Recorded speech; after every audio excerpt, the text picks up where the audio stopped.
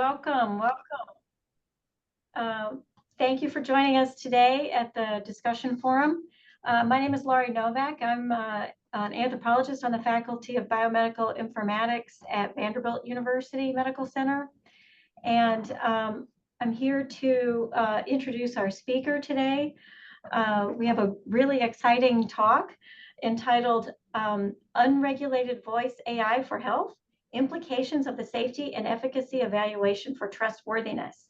Our speaker today is Hortense Gallois. She is a Bridge to AI voice scholar and doctoral student in bioethics and in co-tutelle between University of Montreal and Simon Fraser University in Vancouver. Her doctoral studies are centered on identifying good governance practices for the responsible and equitable use of voice data in the context of voice AI research for health. Hortense has a background in law with a bachelor and master's from Université Lille, France, and in bioethics. She has an MA from University of Montreal and focuses on the intersection of law and ethics applied to health and new technology. And also participating today will be Dr. Jean-Christophe Bailly-Pipon, who is a bioethicist by training. He conducts research at the interface of health policy, citizen and patient engagement in research and health governance, as well as business practices. His research interests focus largely on health policy ethics, with particular attention to disruptive technologies, responsible health governance, and patient and citizen engagement in ethical debates. So I want to thank you, Hortense, for doing this presentation, and I will turn it over to you. Thank you, Laurie, for the introduction. I'll try to share my slides, see if that works.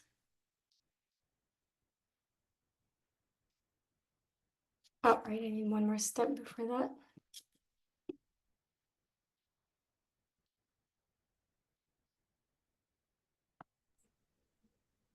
Always that awkward moment at the beginning of the presentation. Yeah, and I prepared for it, but it still always happens.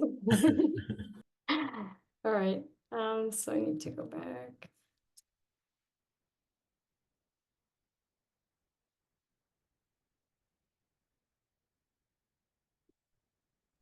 All right, that should be better. Yep. I can see it. Great. So, yeah, the title has already been introduced, but I think it's a good continuation from the conversation last week on trustworthy AI. So it's a very different approach that I'm suggesting today. So I'm really interested to see what comes up and what comments everybody will have on that. So I also want to acknowledge my co-authors today, Professor Vardit Pravitsky and Jean-Christophe Bailly-Pipon, who are also my thesis director and also the co-PIs on the ethics module of the B2AI's voice project. So for having some kind of objectives for today, so first of all, be exploring the, oh, do you see the meeting recording thing, right? Okay. Okay, that's better. Exploring voice biomarkers and their potential for healthcare diagnostic, but also focus on the regulatory challenges of voice biomarker and voice AI in health tech. And finally, discuss the implication for trustworthiness, as it's a big mandate of everybody at B2AI, and consider some ways forward for that topic. So to try and meet these objectives, the brief overview will be the questions of what are biomarker and opportunities, and also go into more the regulatory aspects, both of voice biomarkers, but also voice AI more generally, because you'll see they're very interrelated, and consider these implications for the trustworthiness of the field, and eventually consider the research that we're doing at B2AI and other exploratory ways to consider trustworthiness.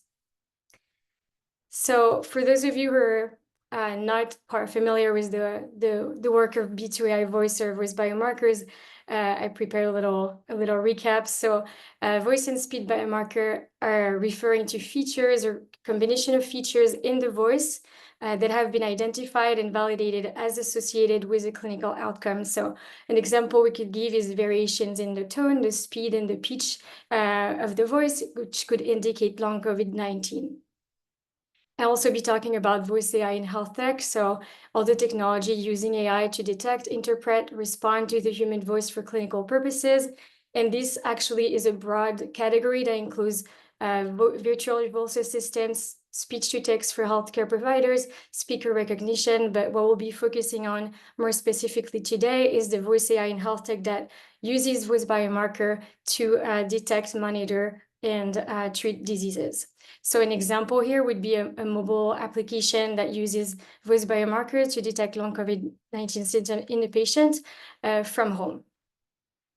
And finally, I also want to specify that I'll be talking about voice data, but voice data is actually a broader term that in the familiar relay language, because in the clinical sense, it's really capturing all the sounds created by vocal fold oscillation. So that also include the speech, but also any other human sound like laughter, cry, grunts, and the acoustic and linguistic features that are present in our voice and in our speech. So an example of voice data would be a recording of a patient reading a passage. So why voice biomarker, and what are the opportunities of the field? Well, voice biomarkers have shown incredible potential for a vast array of diseases, including Alzheimer's, Parkinson's, heart disease, mental health disorders, among others. And this is due to the fact that the production of speech requires most of the most important systems in our body. So the brain, the heart, the respiratory system, muscular system, and tiny features in the voice production can be related to dysfunctions or dysfunction or issues with the systems. So voice biomarker for that has a large array of application, but is also voice data is also non-invasive to collect. It's cost-effective and easy to process and check compared to other biosamples like genetic samples or blood samples. So the fact that voice can be collected remotely is also advantageous in context of infectious disease. I was giving the example of COVID earlier, so we can understand the purpose in that context, but it also allows for reaching remote populations. So now to start considering the regulatory aspects, it would be relevant to understand what is a biomarker and how do they fall, in which category they fall. And from a regulatory standpoint, it's already challenging in the sense that voice biomarker are captured entirely digitally and processed digitally, which means they fall into the category of digital biomarkers. And this category does not have a really specific definition. There's a literature review that covered the topic, and they identified 128 papers talking about digital biomarkers and 127 definitions for the term. So that's already a first challenge that we have. And so it's led some researchers to question how much biology needs to be in a biomarker, in a digital biomarker, to be a biomarker. And others have also highlighted the fact that digital biomarkers represent quite a shift in the perception of biomarkers, because biomarkers used to be solely related to biological processes, and now we use digital biomarkers to mark other processes. And so this has been quite challenging for the FDA, and they eventually had to settle on a definition for digital biomarkers on 2020, and this definition did reinforce this shift from traditional biomarkers to include other features captured digitally and beyond the biological, to include social and behavioral markers, for example. And this quote from the commissioner of the FDA in 2017 does reflect well that shift, because he said, I quote, "I think social biomarkers like the tone of your voice, the way you ask questions on search, your physical location, and the people with whom you associate, these are going to be great biomarkers. We obviously have work to do in terms of confidentiality and security, but there's no question those will be tremendous biomarkers of human health." So I think this quote really highlights both at the same time the unique opportunities of voice biomarker and digital biomarkers, but also the unique challenges and the fact that we're not quite sure yet how to address them. So here I also prepared a little recap of traditional biomarkers and voice biomarkers, just to understand why they've become quite a challenge to regulate. So where traditional biomarkers are static biological indicators objectively measures in the body, digital biomarkers are qualified as fluid, dynamic, multidimensional digital signal patterns. So what makes the richness of digital biomarkers is also what makes them extremely complex to capture and regulate. Traditional biomarkers also require invasive data collection because we're talking about biological samples, whereas voice biomarkers can be, again, collected non-invasively, remotely, and through audio recording.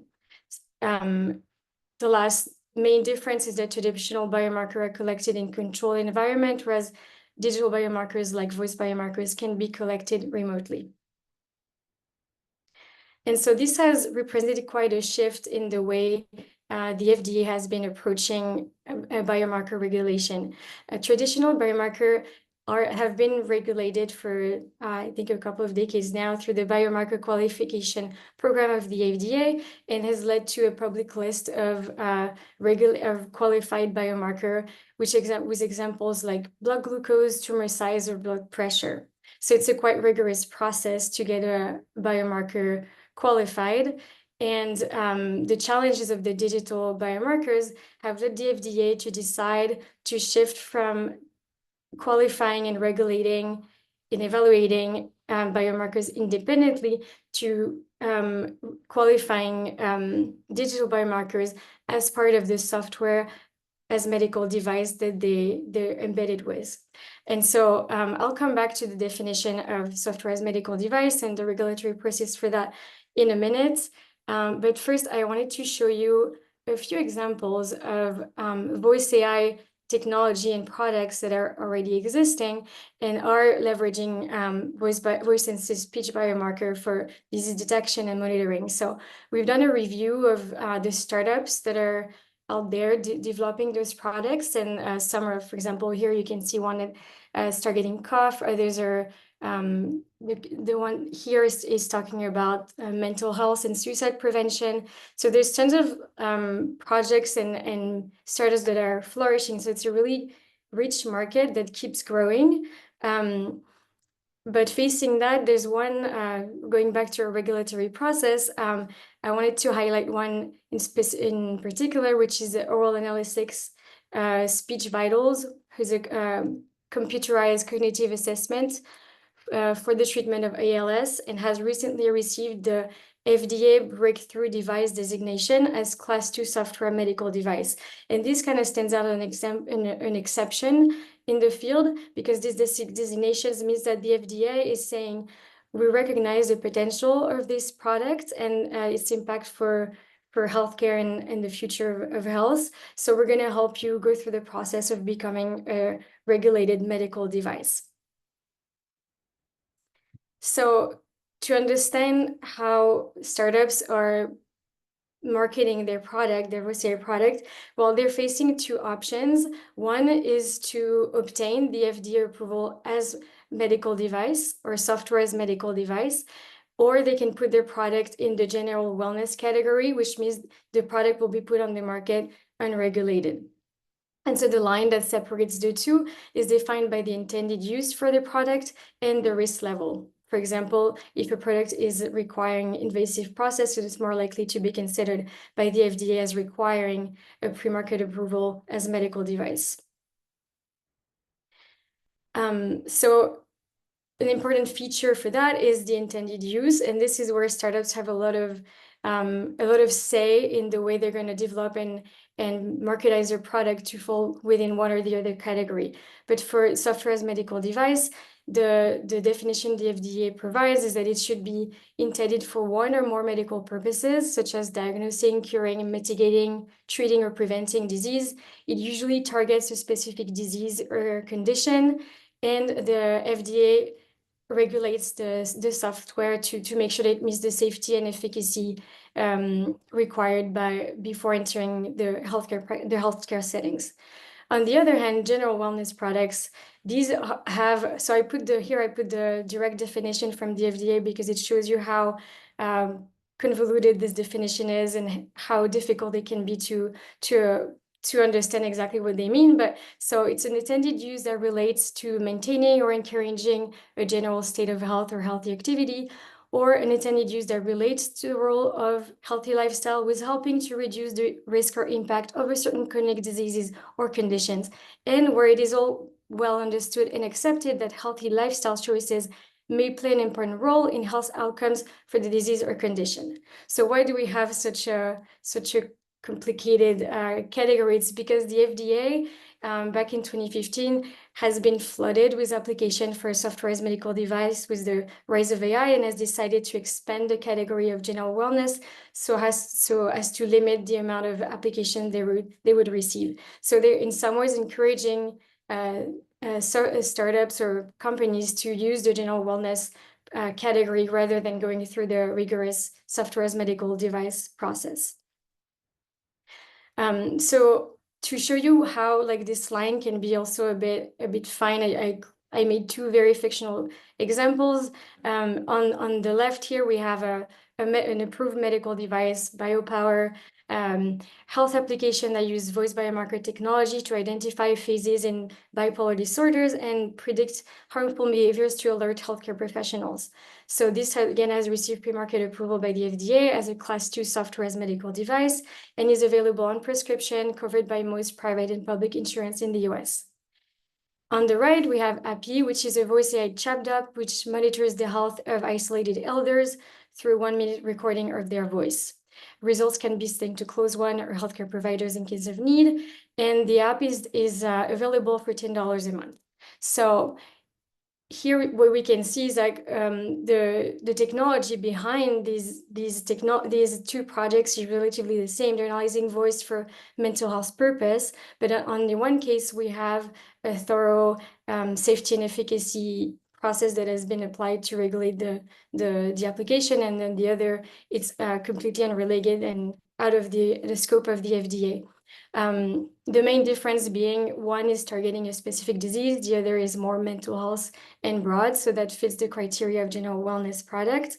And both of them are going to be found on the same, if using App Store or Google Store, it's going to be the same find. So all of this is creating a bit of confusion as to what is a medical device that has been regulated versus what is one that is just wellness or fitness.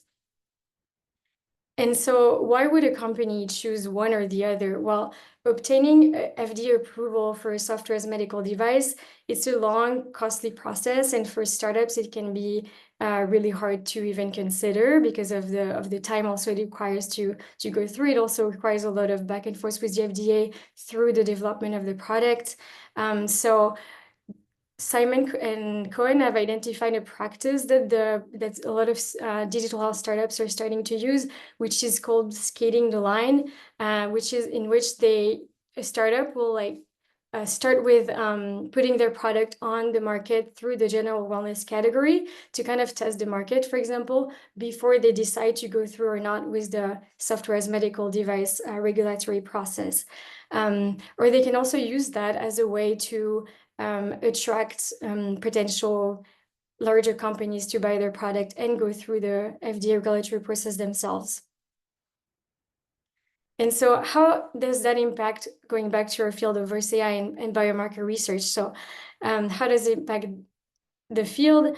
So skating the line, on the one hand, it can foster innovation because reducing regulatory burden and cost can help startups make the decision to work towards a product they wouldn't have otherwise if they knew they couldn't put it on the market with outside this regulatory process.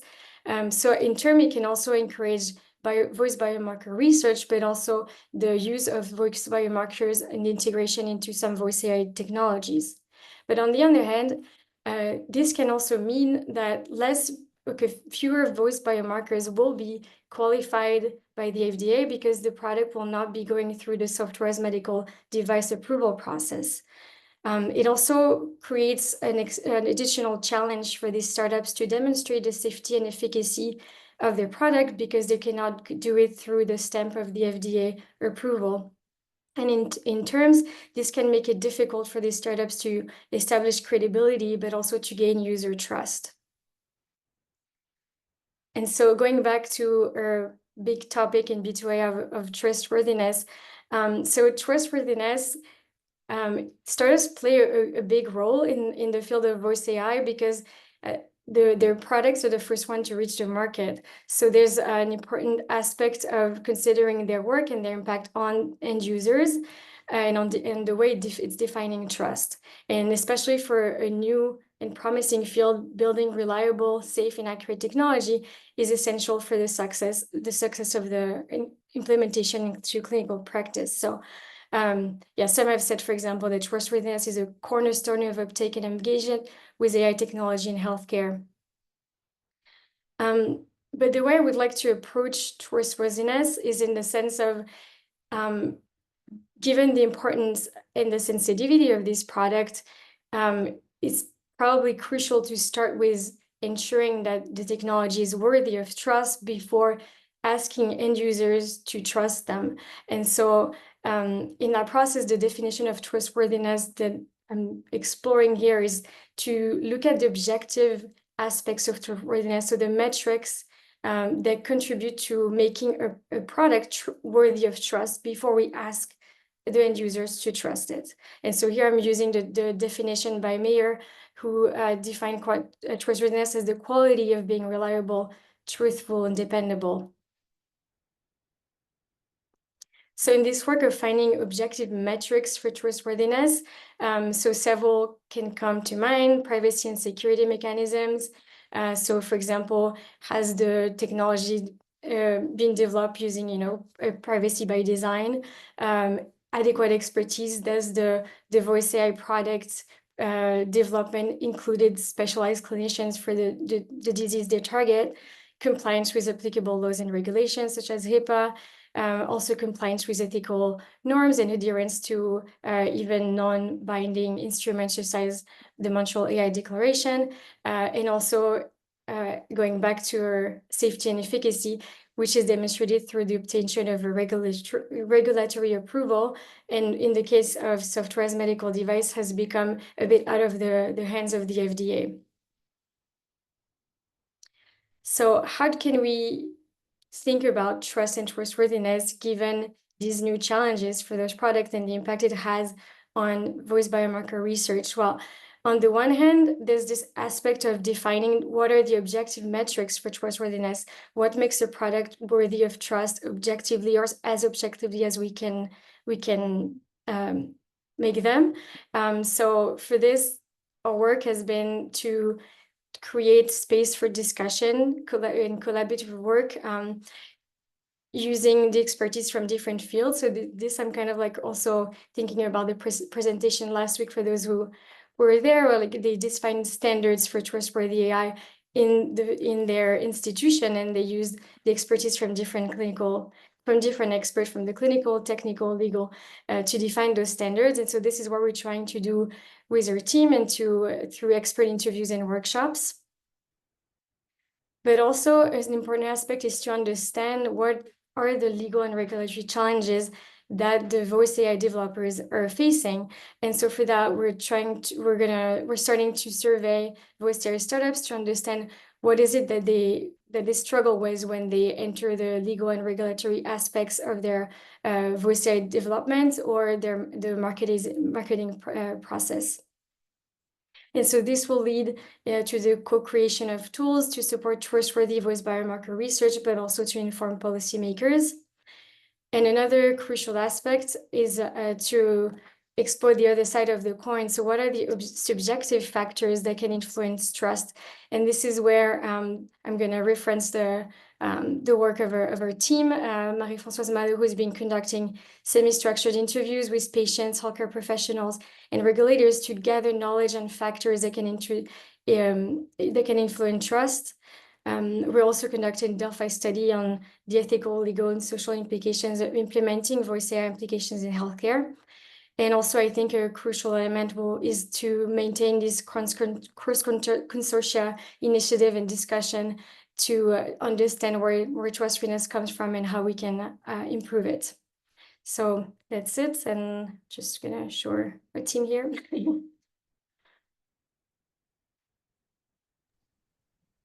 Thank you. So much, Hortense.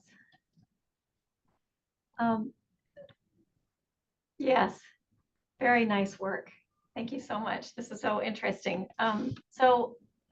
Feel free to put your questions into the chat. I don't know, Jean-Christophe, if you had any other comments before we go to open up for questions. No, I don't think so. I think Hortense was quite comprehensive in her presentation. No, I'm eager to hear what are the question Yeah. the audience may have. Yeah. Okay. Well, so I normally teach at this time, so I wasn't able to be at the recent discussions of trustworthiness, and so I have a question, Hortense, because and I loved your shout out to Foucault in the name of the regulated mental health app. But also I'm interested in the idea of trustworthiness being a requirement for adoption, like the idea that these tools, whether they're used by a healthcare organization or if it's a direct-to-consumer app, that need to be trustworthy before people will invest in them. That feels like a big assumption to me, and I'm wondering, have you given much thought to what education does the general public need to be able to be a discerning consumer of these tools and to be able to assess trustworthiness or even care about it? Yeah, I think that's a central question, and I think this is where also this presentation was going for is we used to have this kind of like markers, like, you have their FDA approval for medical device, so it's a medical device and there's no doubt. But here we're in a very confusing landscape of products, and so that makes for the end user very difficult to know what is reliable and what isn't. And so I think the first step is to figure out what does it mean for this new landscape. How do we find these new stamps for saying, okay, this is something you can use and it's safe and reliable and efficacious, and what is not.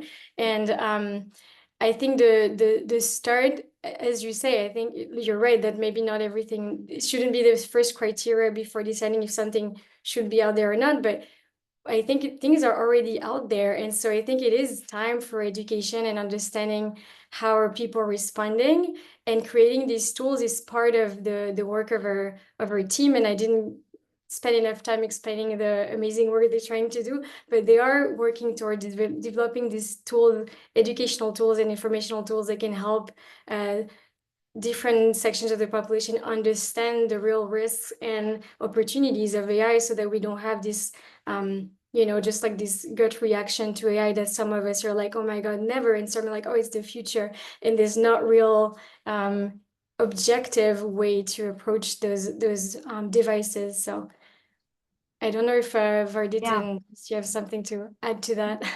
No, Yeah, great insights. I'd love to jump in with a famous distinction between trust and trustworthiness, because in this case, it's so relevant. We could take the route of trust and say, it doesn't matter what people understand. What matters is if it's safe and effective and makes them better, they will just learn to trust it because they'll see that it does good.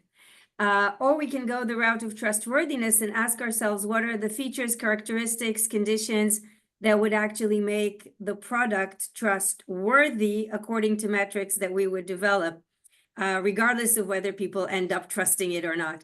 So it's very important to keep in mind those two concepts, because they're not just concepts that are philosophically distinct. They could actually lead to two different approaches in terms of policy and delivery. I personally find that distinction one of the most interesting ones in this domain, because they could lead us in such different directions. Of course, we would like to have both. That's the holy grail of AI-based tools. But it could be that in the coming years, as there's still confusion and regulatory vagueness, that we will end up prioritizing one approach over the other, and that could end up guiding even the development of new tools. So I think this is just going to be very interesting to follow. I think that's a really interesting point, Vardit. And I think that's also, I agree with you about that distinction. And a lot of times I'll think about other sort of technologies that might be opaque to me. So machines, for example, that I don't understand how they work. Like, for example, machines in the lab, you know, that process blood samples in a lab. I don't understand how they work, but clearly somebody does. And there is an infrastructure of regulatory compliance around their calibration and use. And so I trust that infrastructure, and also that there is some, you know, physical ability to physically evaluate how a machine is processing a blood sample. But with AI, particularly with machine learning, and I think that this black box aspect of it is much more tricky when we're being asked to just take on faith based on past performance. I feel like AI tools need to fall into the trustworthiness category rather than the trust category. But that's an opinion, I guess. So Shubha, would you like to unmute and ask your question? Sure. Thank you. Great presentation. Thank you so much. I couldn't help wondering, and I really appreciate Vardit's comments, because there are parallels I begin to see with what's happening, at least in the regulatory aspect of where we are, regulatory vagueness that we are living in, which somewhat similar to the loopholes that we had, or what were some considered loopholes, but maybe there are legitimate points of disagreement as well about what was called laboratory developed tests, LDTs. A lot of things that went and came to market without regulatory approval.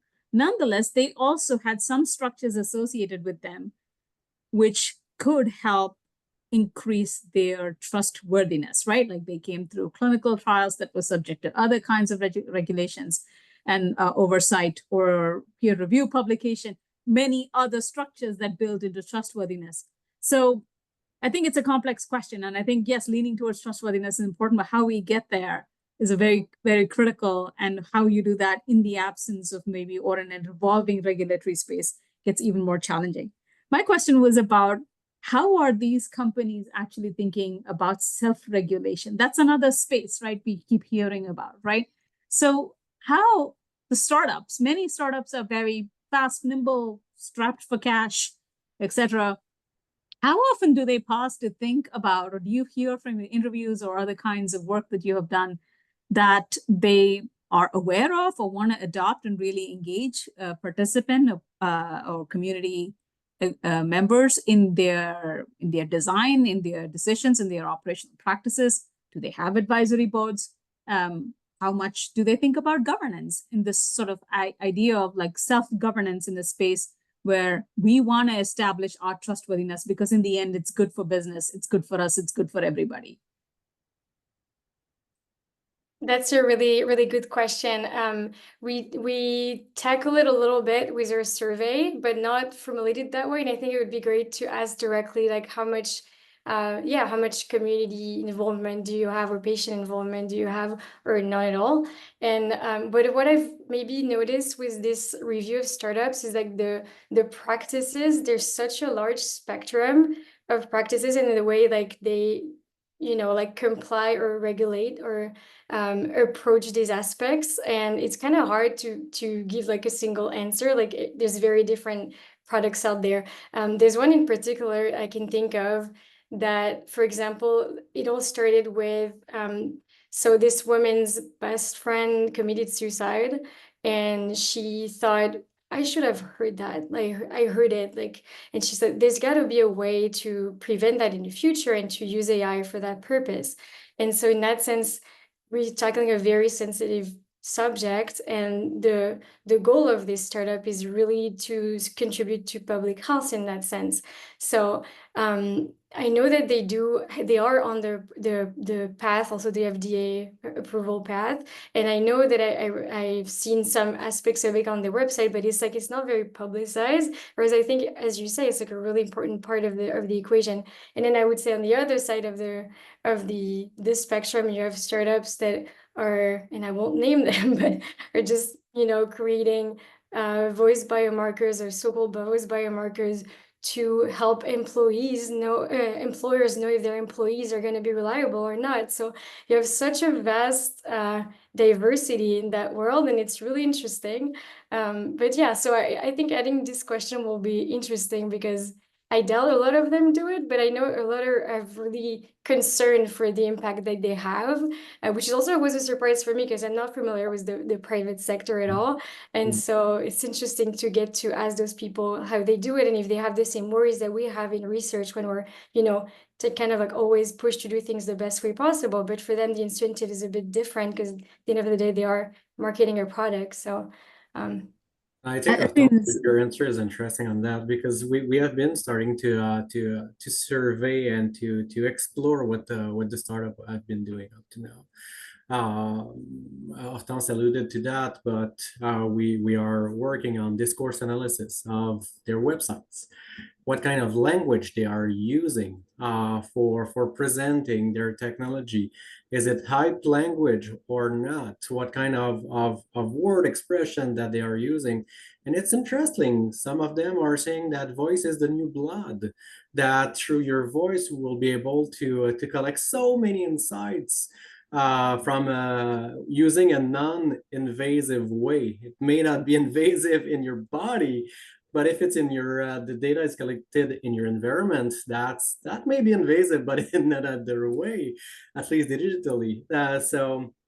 And I agree with Hortense. So what we found is that there's diversity of practices and of perspective and how they are presenting that. So some of them are pretty good at being more balanced. Others are really using that hype, and we haven't been able to do correlation, but maybe they are seeking fundings and they need to market a little bit more their product. Another thing that we found is that for their, like, in terms of metrics of trustworthiness, sometimes they are saying that they are HIPAA compliant, or they have used a third party to make sure that they are HIPAA compliant, or they are complying to X and Y legislation when it's difficult to assess. So again, they're displaying their trustworthiness, but we are unsure to which extent they are actually engaging with different communities. But your question is great because we will be starting to do a survey with Voice AI startups and asking them what kind of interaction they have with communities or patient could be interesting to add in our questionnaire.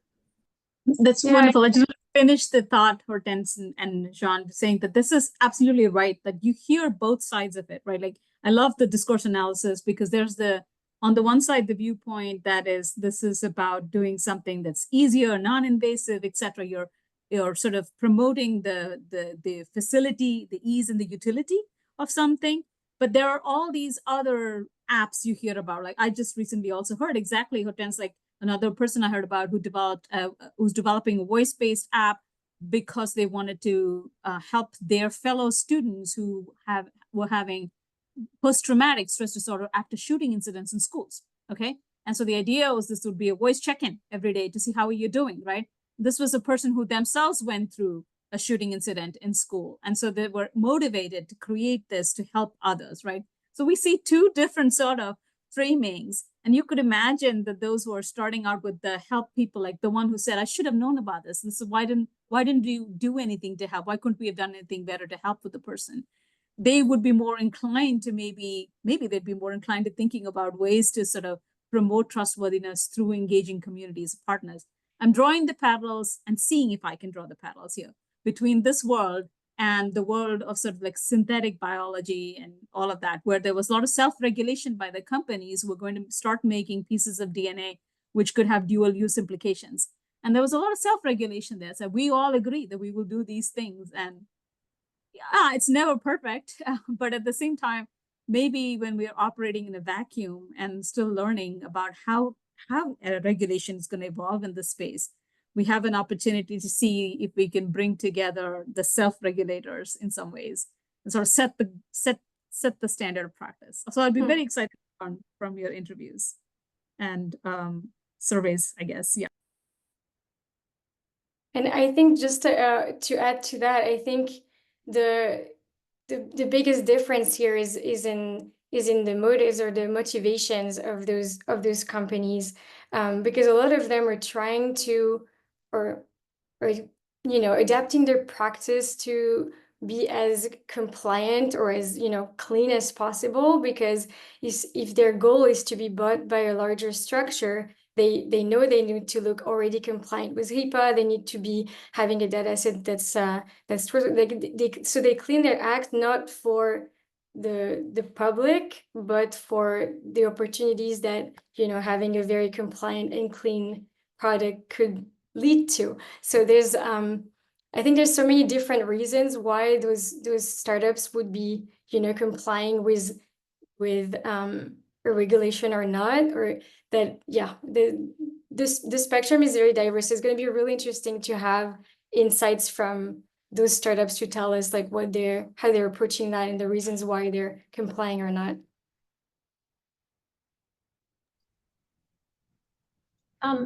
So your comments made me wonder, are there any professional standards or certifications in this area that these the engineers get, or anyone? In the field of voice AI specifically? Mm-hmm. I don't think I would know about this. Like from what I researched, there's no FDA standards for the evaluation, and actually we're lacking standards for evaluating this type of product, and this is why they're so slow to reach the market, because for a lot of medical device, you can use the preferred way is to use a product that is already approved and to show in what way your own product is similar enough that it could reach the market without going through the entire regulatory process. But that is rare in the field of voice AI because it's so new, so there's no product to compare to. So we need to get to a few products being going through the lengthy process before we can have other product attached to it and be implemented that way. So like, for example, this breakthrough medical device that received this company I was presenting, that's actually a big thing, because the FDA is saying, okay, now we're going to work to make this product reach the market because we see its potential, and this will define the standard for future evaluation. So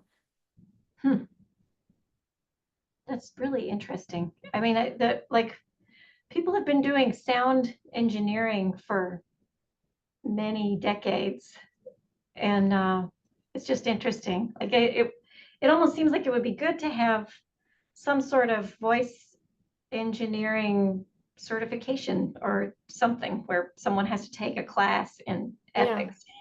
Yeah, there probably is like an outside the voice AI biomarker specific niche in health tech. There definitely are some standards, and I don't know them all, so I couldn't answer that. But yeah. Interesting. I don't know if you're seeing all this in the chat. So Ramona, do you want to unmute and ask your question? Sure. Hi. Thank you for the presentation. This was a really great subject. So I was wondering if there's any discussion about regulations requiring to differentiate on app stores between what is a FDA approved medical device versus a general wellness software product. That's a really good question. I've actually not been on the app to check that, but that would be something interesting to look at. Because if you look at the website of those startups, like you can see the ones that are like not even FDA approved, but close to, and are like putting it everywhere on the website. And I wonder if the apps are like, when you open the app, you have this like denomination. but I haven't checked myself, so it's a really good point. I just know that they're both accessible from this because apps are there are not so many app platforms, and so it's the same ones for the two. But if there are difference, that's a good question. I should check that. Yeah.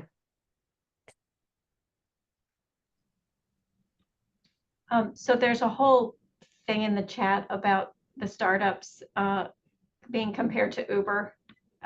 Yeah.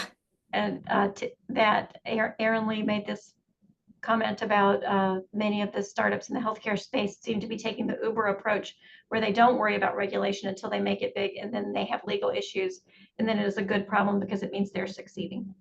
So this may be what you're observing as Yeah, well. I think this is echoing some larger issues in our society, where you don't worry about the law until you can have enough money not to worry about it. So- Yeah, exactly. It also brings up this framing thing that Jean talked about, right? Like some of the approach for this comparing to Uber is like you, especially in healthcare, and I've heard this Uberized healthcare phrase in several places, including in many sort of like low middle income countries, which are trying to improve access to healthcare. The framing can be made very much about this is access, this is democratizing, this is all those other ways. And this is, it's like John said, this is not invasive, which is also, a term that means different things, right? And how are you being invasive really? But so the framing can be used some ways in a way to drive adoption and say that, this is where everybody gets access to it kind of thing, while not at the same time talking about the other aspects that come with the Uber model, right? Or the share economy model of doing things, which has many problems, right, in itself. Yeah. Yeah, definitely. I think this is where it's also interesting to kind of break the silos from the, doing everything well in research in this like ideal world and spending hours debating trustworthiness for our databases in our work, and then like seeing how in the private sector it's a completely different world, but in the end, like we don't really have standards that go across, and the motivations to create these standards are not present on both sides either. So we're kind of stuck in the process there. And we're currently mostly bystander of an observer of that reality. And we don't know all startups that are working on that, but we have a good grasp at least of like 80 or 90% of them. And I'd say for now, I don't feel that those that are seeking to develop voice AI for medical purposes and getting like FDA approval or C approval or like an actual market approval. Most of them don't seem to be like cowboys being extremely aggressive. Still, most of them are funded by researcher extremely committed, and maybe it's that first phase of voice AI development where it is like mostly or largely academic driven and driven by passion. The example of what's the name of it? Kintsugi. Yeah, Kintsugi, which is the one about suicide, and trying to prevent the suicide of the best friend of the founder. Most of them have like a strong like origin story for that, and extremely committed. And there are others that are a little bit more scary, and it's more about surveillance rather than diagnostic and prediction. And those ones are probably, I assume, those that may be more willing to get or to engage in that Uber approach compared to the other one. But it's interesting. It's advancing quite fast, but slower than I would expect in terms of patent, in terms of even market approval and the like. So, and we are seeing a lot of those startups at our voice symposium through Bridge AI. So it's interesting to engage with them, and at least that that side that they are showing are quite engaged in the trustworthy, ethical and trustworthy development.